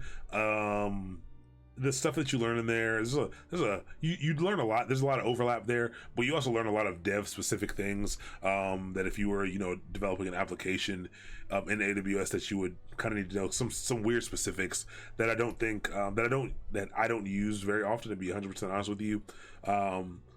So yeah, I think the solutions architect would be best. And I also think the solutions architect is the most approachable because it mostly covers Amazon services and what it solves.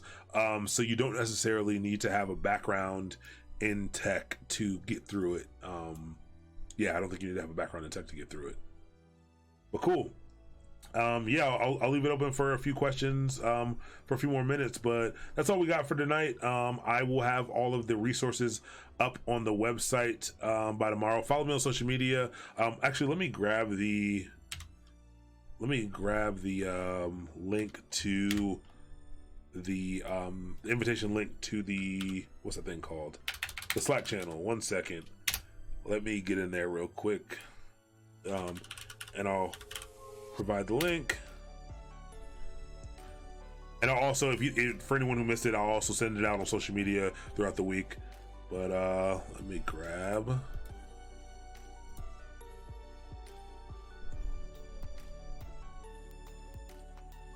But yeah, 8 p.m. Mondays and Wednesdays is when we're going to be doing everything. So definitely check that out. All right, invite people. Share, invite link, copy. Paste this. This is the Slack link right here. Yeah, almost all the streams are gonna be 2 hours. I'll call out one. I think the Kubernetes one is probably gonna be, it's a 2-day, it's a 2-parter. That one will probably be 2-3 hour sessions, to be 100% honest. But that's probably gonna be the only one that's 3 hours. And again, I know it's hard for people to make it through that long. go ahead and finish it out once we're done. You can go ahead and watch it the next day or finish out the second half the next day. But yeah, there's a link. That one expires in 19 days. I'll share that one on social media as well. Invite as many people to it as you want. We'll start some channels. We'll get the conversation going. But thank you all very much for coming out, for joining me on this. I think the journey is going to be fun. We're going to start to get into some really dope stuff next on Wednesday. Again, that's where we're going to hop straight into programming. We're going to be going over coding concepts and learn a little bit about computer science and actually get hands-on. We're going to be writing code starting on Wednesday. So cool. Hope to see you then. Again, thanks everybody for joining, and have a great night.